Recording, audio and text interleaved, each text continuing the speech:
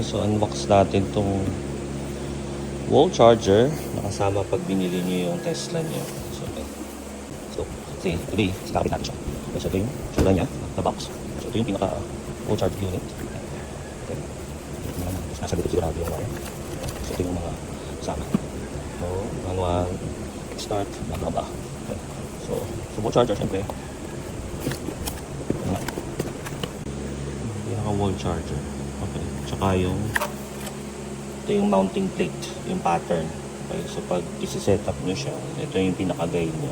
Saan kayo magbubutas. Ito yung. So ito yung itsura niya naman. So ito yung imamount nyo sa pader. Okay. Yeah. So yun. So ano yung mga kailangan natin? So natin siya pinong wire. Yung wire. So bumili ako ng 8 mm square. So number 8 na wire. Ito dalawa. Isa sa live, isa sa neutral, tapos grounding wire. Na 3.5 mm naman. Okay, so pwede kayong bumili sa Lazada, tingi-tingi lang. Per linear meter siya. Tapos ito yung breaker. So 40 amps. So may chart yan guys. Pwede yung ma-search sa internet. Ano yung tamang wire tsaka breaker combination. Depende sa requirements nyo. So ako, maximum na pan-charge ko siguro is 32 amperes lang. So by design, so kailangan 125% yung gagamitin natin na breaker. So ito yung 40 amperes siya. Or maximum na 32 amperes na charging. Okay? So ano pa? Siyempre conduit. Ito, conduit. Binili ko lang din sa Lazada to. So kailangan mo to. Ito yung flexible electrical conduit. Ito yung ginagamit usually sa mga ganito. So yan.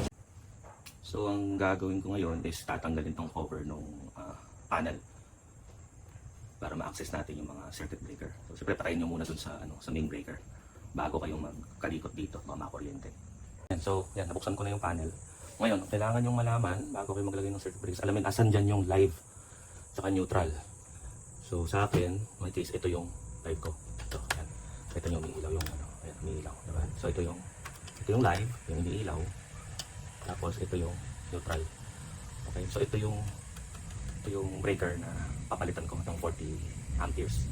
So meron akong tatlong breaker na hindi ginagamit. So ito, tsaka ito, tsaka ito. So ito yung papalitan ko since mas malapit siya dito sa main na breaker. Okay? So tatanggalin ko to, then papalitan ko siya ng 40 amps na breaker. So ito yung magiging pinaka-breaker nung nung ating wall charger. Okay? So ito yung sinasabi dun sa specs, no? So sa akin, ang gagamitin ko is ito, 40 amps kasi ang target ko na output is ito lang, 7 kilowatts lang or 32 amps lang. So pag gusto mo ng ganyang maximum output, ito yung circuit breaker na required. Okay, na ikabit. Okay, so ito yung combination ko. So 40 amps na circuit breaker which is sakto siya doon sa current na setup ng bahay ko na may 100 amps. May nagsabi sa akin na pag gusto mo ng mas malaki, 50 or 60 amps na output, hindi na pwede dito sa bahay kasi at least kailangan mo ng 200 amps na main circuit breaker which is hindi masyadong uso dito unless siguro sobrang lalaki ng mga bahay. Ganun. Doon ka na magtatap sa grid ngayon. So para sa akin, sa usage ko lang, ito 40 amps ako. So ito yung sa manual natin. Okay. So ito yung kamukhang wall connector para sa country natin. Okay. So ito yung susundan natin na layout. Okay. So ito yung neutral. Kaya kanina chinecheck ko yung asan yung live ko at neutral ko kasi yun doon ko ikakabit itong dalawang wire na to. So ito yung live, ito yung neutral. Tapos ito yung ground. Okay. So ngayon ang gagawin ko is install ko muna itong ganito doon sa pader. Okay. Yan, so important note lang guys. Ito yung nakasulat dito sa manual mismo. Huwag niyong palalagyan ng GFCI na circuit breaker. Yung standard lang na double pole. Diba? So yun nakasulat. Hindi na. Yan. Kasi yung mismong natin, yung wall charger ng Tesla, mayroon na siyang built-in na GFCI. So hindi, mangyayari maging redundant. So baka magka-problema pa yung wall charger nyo pag na-double siya. So huwag mag-install. Sundan nyo lang basta yung nasa manual. Hindi pare-parehas ang install ng mga wall charger. Iba yung sa Tesla, iba yung sa BYD. Magkakaiba sila. So just follow the manual lagi. Yun. Tapos dun sa pag-install yung placement ng wall connector. So yun. Ito yung parang pinaka-most na optimum na placement niya, which is yung chest height kasi para madali yung access dun sa wall connector mo. So ito yung specs. Yan. Okay. So sakto sa akin sa chest height ko. So doon ko i-mount yung wall connector ko. Okay, so update lang. So ito na yung dalawang wire na ipasok ko na yun doon sa loob. Nagkataon lang na meron kasi ako dito na na panel para doon sa ATS ko. May butas na kasi yan, ayun. May butas na yan directly mismo doon sa sa main panel ko. So, yung wire na to, nandoon na siya sa kabila. So, mamaya ayusin ko na lang ito, tatidy up lang natin, sisiksik natin dyan sa loob. Pero pa-finalize ko muna itong length. So yun na yung wire. Tapos ito yung ground ko. Since most sa bahay dito sa Pilipinas, wala naman, di man uso sa atin ang grounding, di ba? Pero kasi nagkataon, merong grounding ako dito. Ito, yan. So ito yun. So itatap ko na lang siya dito sa grounding ng solar panel ko. Yan. So yung pinadaan ko dyan. So parang ito gagawin ko siyang itong panel, ito gagawin ko siyang panel box. Yan. So diyan ko padadaan yung mga wire. Sisiksi ko siya sa loob. Ganon. Tapos ito, yung wire na to, papasok dun sa main panel. Yan yung nakakabit sa breaker, itong dalawa. Yung live, tsaka yung neutral wire. Tapos ito naman, ito yung papunta dun sa natin, doon sa wall charger. Okay, so ito yun. Ito na yung mounting point ko. So ito is height na to ng ng chest height ko to bale. Okay, so dito ko siya i-mount. Okay, so ito yung ating yung wall charger. So dito yung lalagay.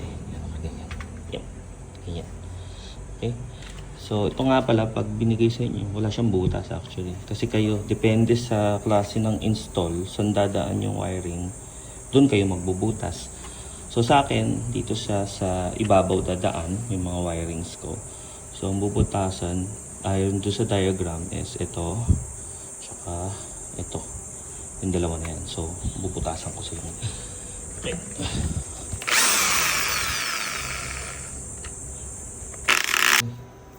So yan, na-mount ko na itong wall charger. So ngayon, ang diskarte ko is, okay, so from doon sa main panel ko, naglabas ng wire dito, pasok siya dito sa ibabaw. So actually apat ang option nyo.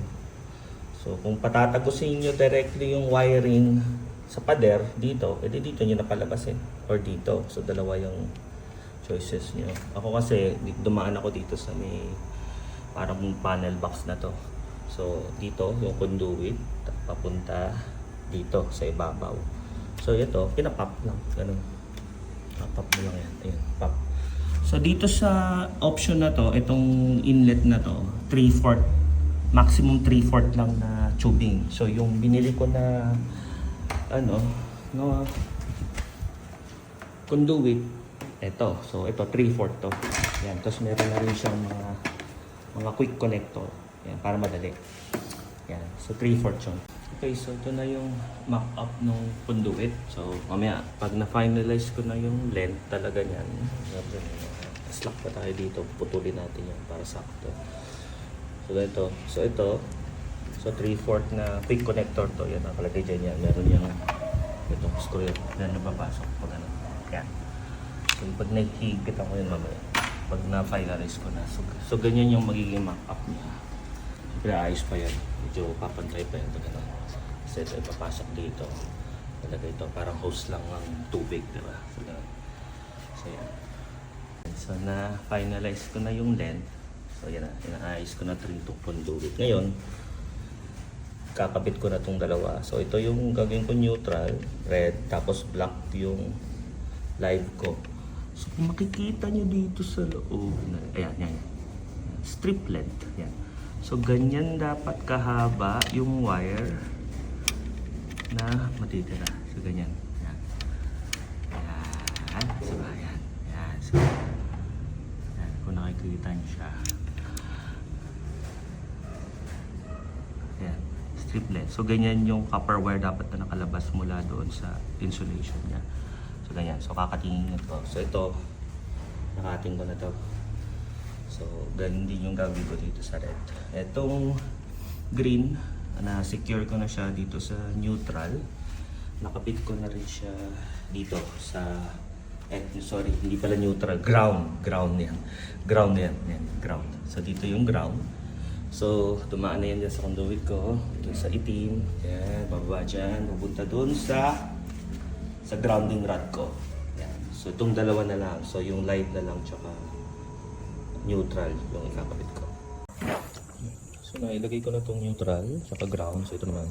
So splice na natin itong wire na ito. So yan, sukat yan. Hindi ito. Kung hindi nakasulat dito. So sukat ko na kanina. Ngayon tanggalin ko. Importante na meron kayong yung ganitong tool, yung splicer. Multi-tool to eh. So pang putol ng wire. So yan, so na-splice ko na yung wire. So okay na yan. Pwede ko na siya connect dito sa ilalim. Okay, so live. Yan. So yan yung live na wire. L1. Sulat siya. Sorry, ito. L1. L1 nakasulat. Okay. So may kasama, pag binili niyo yung, pag binili sa inyo yung charger, may kasama siyang ganitong tool. Ito yung torque na tool para panghigpit dito sa mga to.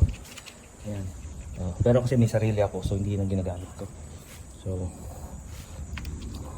may sarili ko yung tool, mas okay.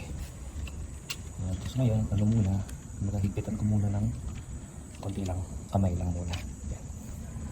So, ayan, okay na. Pag masaya ka na dun sa, wiring mo, ayan. Okay na, linis na siya, diba? So, pwede ko na i-finalize. Ngayon, kailangan mo ng torque wrench para dito. So, ito, meron ako. Yan, torque wrench. Kasi nakita nyo nakasulat dito. Ayan. So, nababasa nyo. Yan. 5.6 Newton meter ng torque. Itong mga to, itong mga connection na to. Importante yun na masunod. Kasi pag mali, pag maluwag o sobrang sikip, baka maputol itong yung kinakabitan. Pag naman sobrang luwag, baka masunog naman. So, kailangan sakto. Kung binigay ng Tesla, sundin nyo. Yan, so.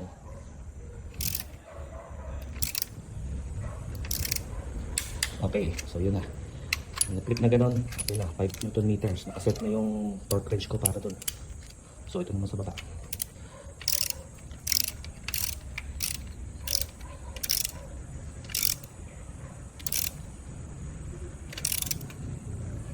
Okay, tama na.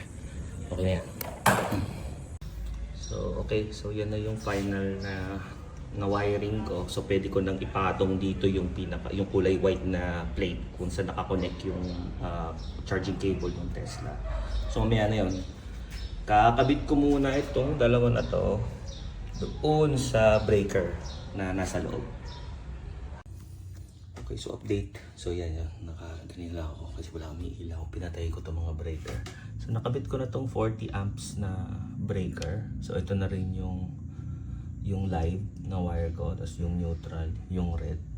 So ngayon, i-energize ko na yung charger. Ayan. So in-energize ko yung yung unit.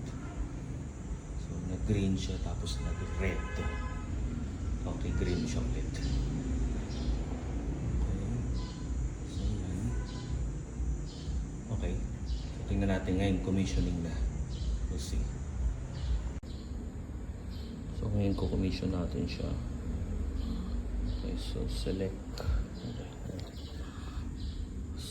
country. So Philippines syempre. Philippines. Okay. Maximum ako is 32 amps ako. Ayan. Ground monitor interrupter. Ayan. Ayan natin kung yan. Monitor ground connection. Detect high ground so wall connector will be disabled. Okay. Okay. Then done. Yun na. Ayun na siya. Green na siya. So ready to charge na daw. Totoo kaya to? We'll see. Ayun na. Mukhang mandar na siya. Okay. So let's see. Okay. So first time ko mag-charge. Try natin. Yung kaka-install lang natin na charger. Haba naman, no? Haba naman ng cordon niya. So, okay lang. Medyo buhol-buhol lang. Kabuhol-buhol. Ising ko lang muna. Okay, so yan. Naayos ko na. See. Uy! Okay. So, first time charging. Okay, blue. Dapat mag-green eh. Green. Okay, so ngayon, check natin sa loob ngayon kung nag-charge.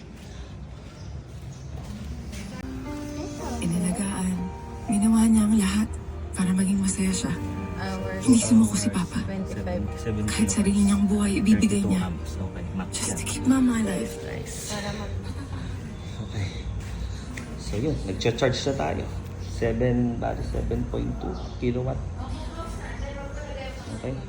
So yun, charging. So 2 hours daw. From 62% yata yung charge ko ngayon. So, thank you guys. Success tayo.